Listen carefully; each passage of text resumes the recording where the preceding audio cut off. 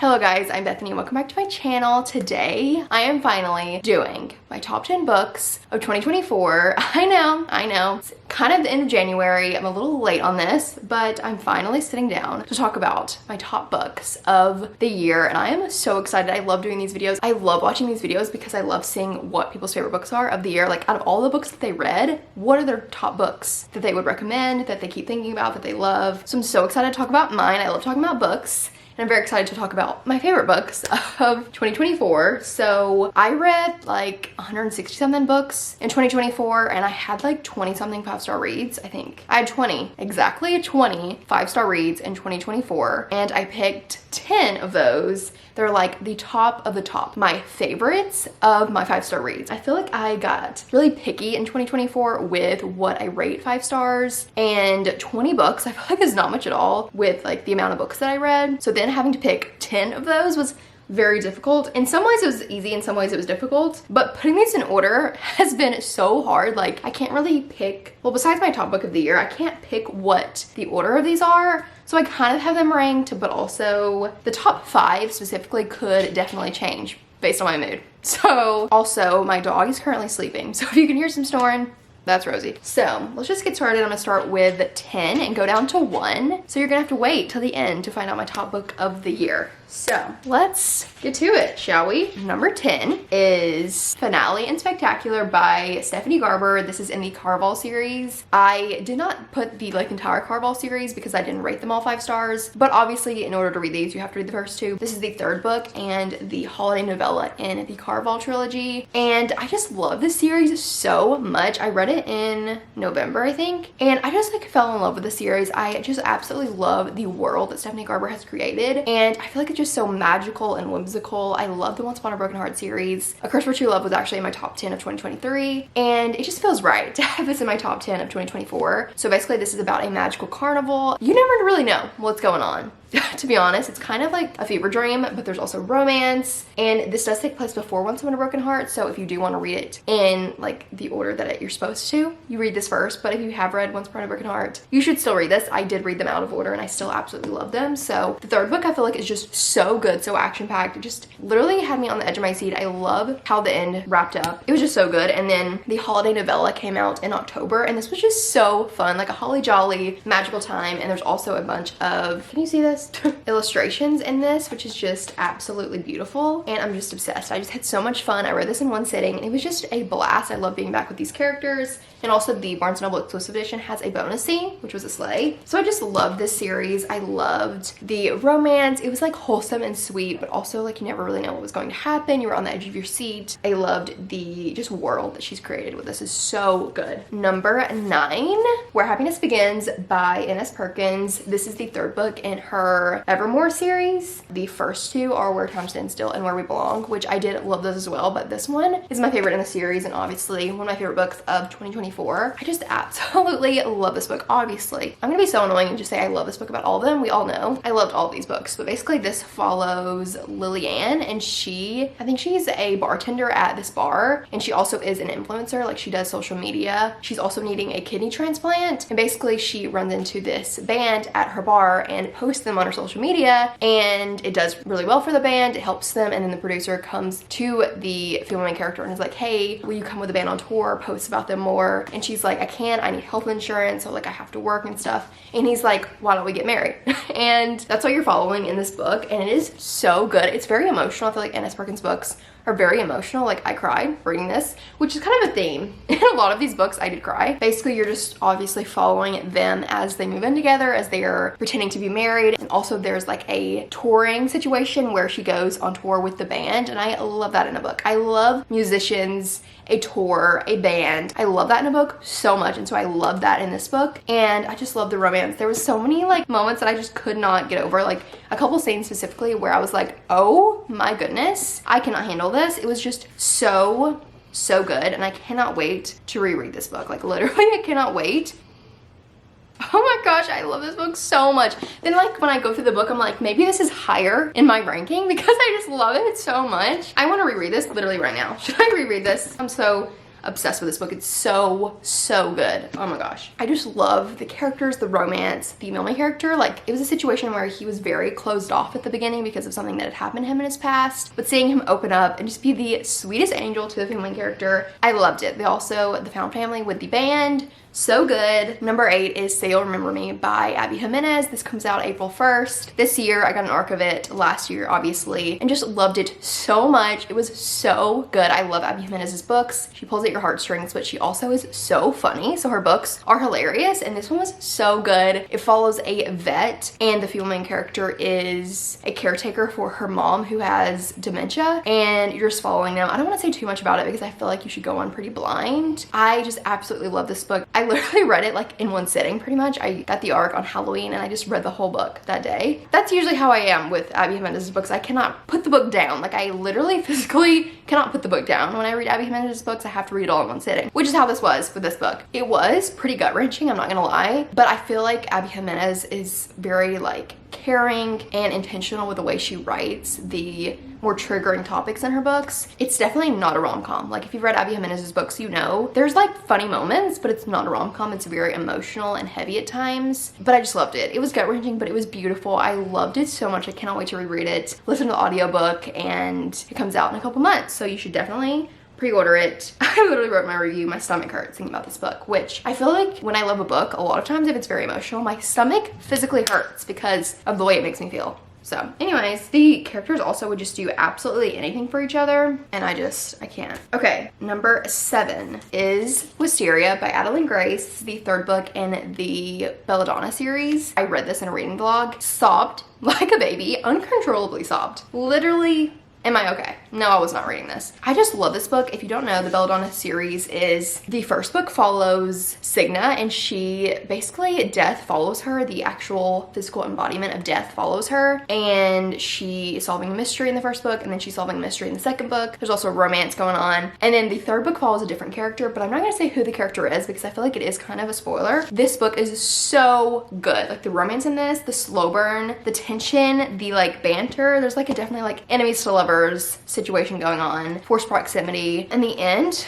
oh my gosh, I sobbed. And there is a holiday novella coming out this year that I'm so excited about. She posted a little snippet of the holiday novella on her Instagram. Oh my gosh, it just really healed something in me, and I'm so excited for that book to come out. So if you have not read the Belladonna series, you need to, just to get to Wisteria. Like, I love the first 2, but this one was just absolutely incredible. I loved it so much. Oh my gosh, I just cannot even. I was looking up my review of this book, and I literally wrote, oh my gosh, I sobbed for the last 30 pages. I think Adeline killed me. And that's literally all I wrote for my review of this book. I just love this book so much. It made me sob, but it was just such a beautiful story. I'm so excited for the holiday novella coming out. So if you have not read the series, you should. Now, on to number 6. We have If Tomorrow Never Comes by Allison Ashley. This is her new release. It was supposed to come out the 28th of January, but it's coming out April 1st, I want to say. And I just love this book. I love Allison Ashley's books. I really do. That's no surprise here. We all know this. It's about this girl named Elliot, and she is getting a stem cell transplant to treat her leukemia, and basically she is kind of out of town where she lives, and it's the night before her surgery, and so she's just like at this bar or restaurant or something, just like trying to not think about the surgery she has the next day. And she meets this guy, and she ends up going on a date with him because his date stood him up, and it's kind of like this love at first sight, like soulmates type situation. And then she leaves. They don't see each other for a year, and then she sees him again. Unforeseen circumstances where she sees him again, and that's all I'm gonna say. I feel like the way, like, the plot of this book could go downhill very quickly, but Allison Ashley did it so well. I love this book. I've read it twice because I just love this book so much, and it was just so good. It is closed door as well. I feel like she's so good at chemistry and tension, even though there's no spice. This, I also feel like, is the perfect example of soulmate love. Like, they are soulmates. They are meant to be together, and I just love that so much. Oh my gosh, I love them. Even like the first couple chapters when they meet, you could feel the chemistry, and like, literally, I don't believe it love at first sight, but I feel like it was almost love at first sight. Like, there was such a connection between them immediately, and you can just feel it tangibly on the page, and I just love this book so much. Oh my gosh. I also feel like Allison Ashley's books, you feel everything that the characters are feeling, and this was no exception. Like, literally everything that I was reading, I was like, oh my gosh, I like feel for these characters. I was literally, my heart was aching for them, and I just love this book so much. I do think The Roommate Pact is still my favorite by her, but this is like number 2.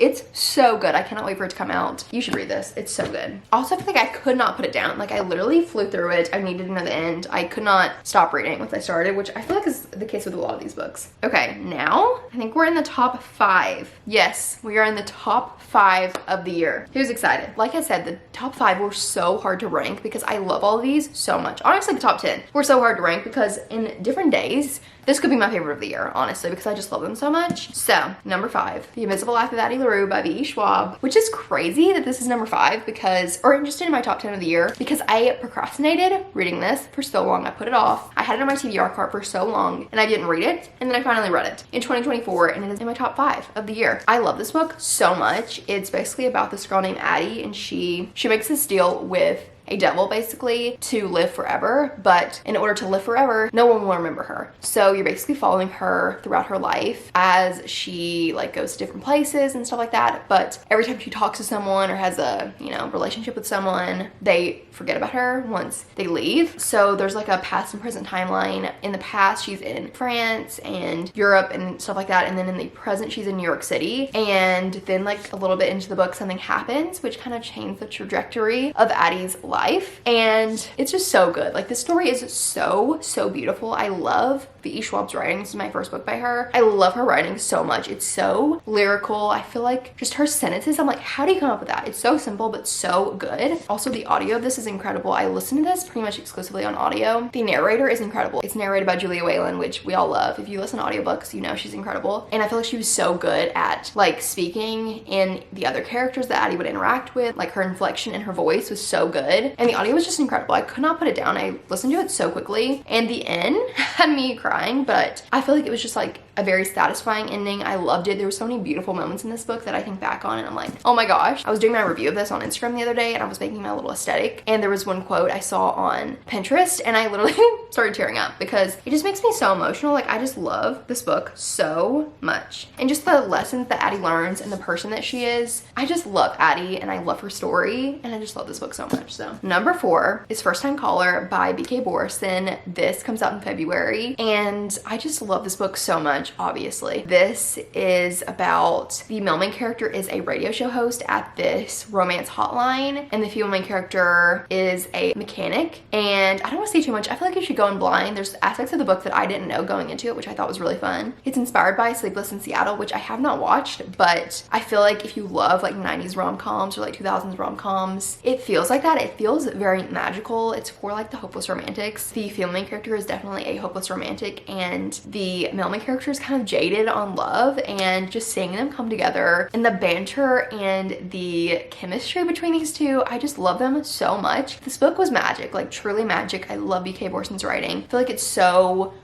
good. I feel like reading this book was like a movie. Like, it was so well done that I could just picture it in my head. And I also feel like the plot around the radio show or like the radio station was so unique. I hadn't read a book like that. And I also feel like B.K. Borison's characters are just so well fleshed out. Like, they are three-dimensional characters where I feel like they're real people, and I just loved it so much. I feel like this is definitely like kind of a grumpy sunshine in the sense that the male main character is a little bit grumpy, but he's still like, he has such a soft spot for the female main character, and I just eat that up every single time. Oh my gosh, they're just perfect together and I cannot wait for the rest of the series. It is like a 3-book series, I think, and I'm so excited for the next books. I feel like just these characters feel like real people and like they have real struggles that you can relate to, and I just loved it so much. Okay, next, number 3 is The X-Files by Jessica Joyce. Oh my goodness, this book literally hit me in the sternum. Oh my gosh, I just cannot believe the way that Jessica writes. I feel like if you like Jessa Hastings, I feel like her writing is not similar to Jessa, but I feel like it's very metaphorical, very lyrical. I love her quotes, like the way that she writes, I cannot get over it. And I knew that when I read her novella, A Risk Worth Taking. Just from reading that, I knew her writing is so good. And so when I saw this was Second Chance, I was gonna eat it up. I knew it. So basically this is a book about 2 characters, second chance, childhood friends to lover situation, and they have to work together to help their best friend's wedding.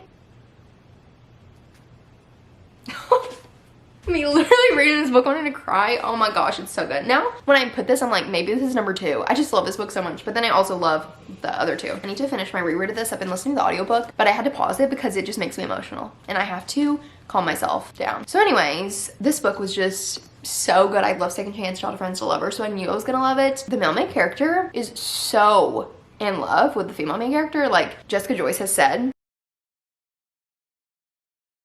And is that all you need to know? I think it's all you need to know. Actually, now that I'm saying that, I'm like, is that a spoiler?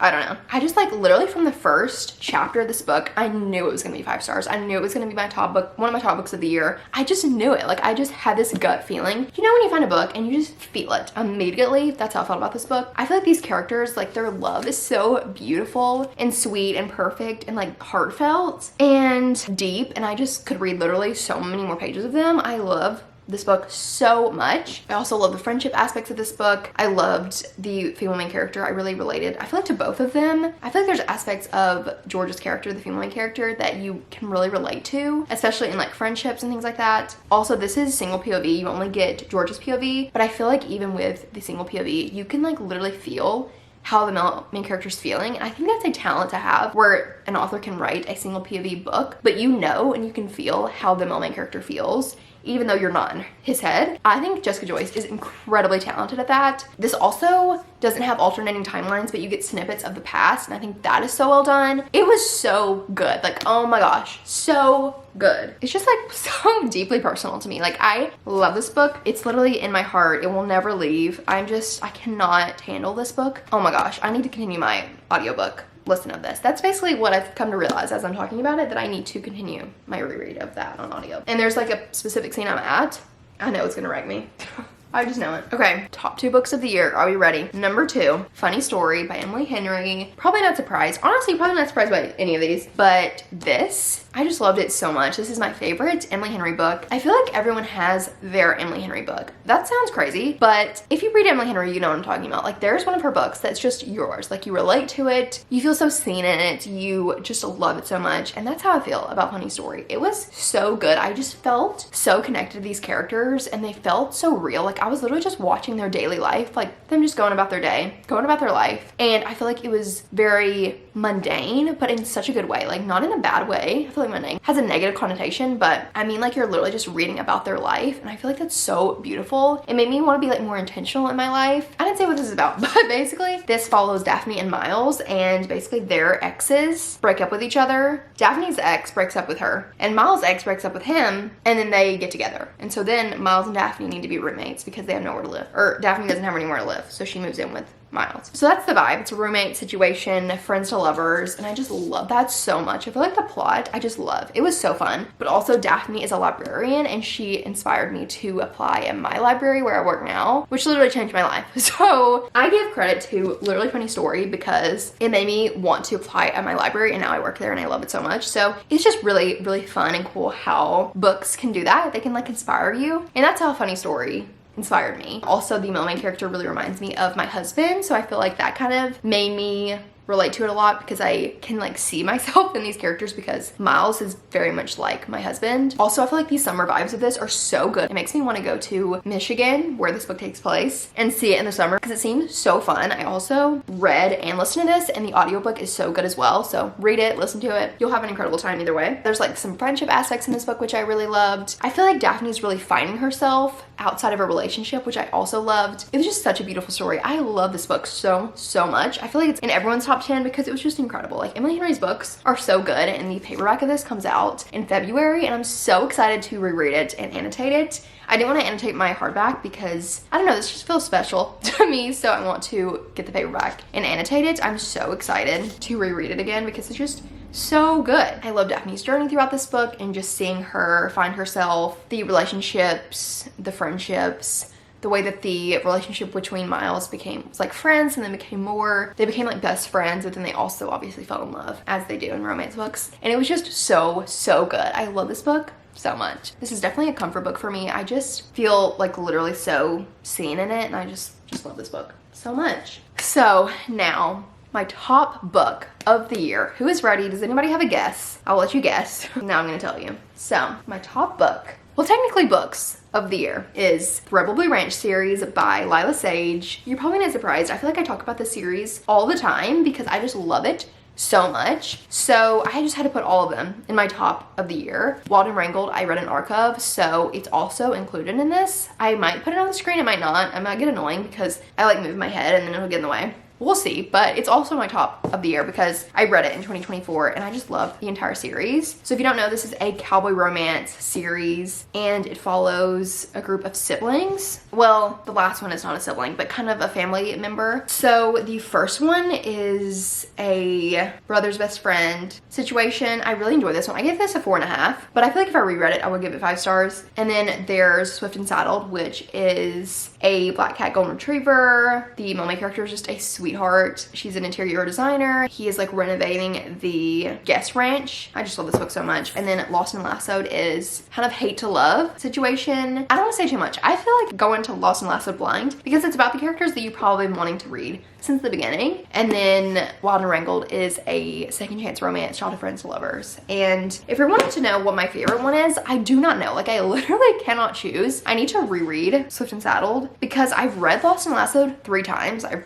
read it physically twice and I listened to the audiobook, and I've read Swift and Saddled twice. I've read it and listened to the audiobook. So I need to reread Swift and Saddled to decide which one's my favorite, but I just love them all so much. I love Lila Sage's writing. I feel like she literally has created like this like homey feeling in her books. Like it feels so cozy and homey, like a warm hug. And I think that's really like maybe what I needed in 2024 was just a comfort series to really like just bring me comfort and joy and just make me feel like cozy and warm and just give me a big ol' hug. In a book was the Rebel Blue Ranch series, and I think that's why it's like my favorite of the year. I also picked it because I reread them so many times that I feel like they have to be my top of the year. Like I could read them so many more times and they would still be absolutely perfect to me. I just love them so much. I feel like the setting and the writing is just so beautiful. I feel like the romance is so good, and like the found family in this and the way that she's been so intentional with like creating the covers and like the way that the stories are written and like the way the sun is on the cover is very intentional, which I love. And I just love Lila Sage's books so much. She's definitely my favorite author of 2024. I found her in 2024. Also, there's those books that you read where you like have to know the end. You're flying through, you can't wait. And not to say that I don't feel that way about Lila Sage's books, but I feel like there's also those books that you just want to savor every single page. And that's how I feel about Lila Sage's books, like the Rebel Blue Ranch series. I just wanted to savor every single page of these books because every line was just so perfect and amazing and endearing and sweet and cozy and warm. And I just love these books so much. I don't even know how to explain it. I feel like I have almost less words to describe these books than I did other books, just because they like, these are just like comfort books. The romance is so good. I just love these books so much. I feel like Lila Sage is just doing the best, clearly killing it. Also, I'm wearing my Meadowlark Wyoming sweatshirt for this video because these books are my top book of the year. I feel like it was just meant to be that I had to wear the sweatshirt for the series. It's just everything to me, truly. I can't wait to reread these more because I feel like they're just perfect in my eyes. Like I love them so much and I cannot wait for Wild and Wrangle to come out and have all of them in my hands. I'm so excited. They make me want to have like a simple life. I don't know how to explain it because I feel like these characters in these books have just a simple life. They just love their family and their significant other and their kids, and it's just such a beautiful picture of just like a simple life. It doesn't have to be anything crazy. It doesn't have to be married to a rock star, even though I do love those books, I have to be honest. But I just love a simple life. I feel like also that's how Funny Story is in a lot of ways, where you just are following their life. And I love that. Kind of like a slice of life situation where you're just following them and they're just daily life. Nothing crazy, nothing mind-blowing going on. It's just simple life. And I just love that so much. So anyways, those are my top books of the year. My top book of the year. So I hope you enjoyed this video. I would love to know your top books of the year. I hope you enjoyed seeing mine. Let me know if you want to know all the rest of my 5-star reads. Well, actually, I have a video coming that is all the books that I read in 2024, and I did say my ratings of all those in that video, so I feel like the rest of my 5-star reads you will see in that video. But if you'd like me to do my 5-star reads video, let me know. Or maybe I'll do an Instagram post of like my 5-star reads of 2024. We'll see. Anyways, that is my favorite books of 2024. It was just such an amazing year for reading, and I feel like I found so many amazing books, even like the ones I didn't say that were 5 stars. I just found so many books that I relate to, that I can find like comfort and joy in. Some that kind of hurt me, but I still love so much and found such care for characters that literally aren't real, but they feel real. So anyways, I'm gonna shut up now. I hope you enjoyed me rambling for so long about these books. But that is all for this video, and I'll see you in my next one. Bye.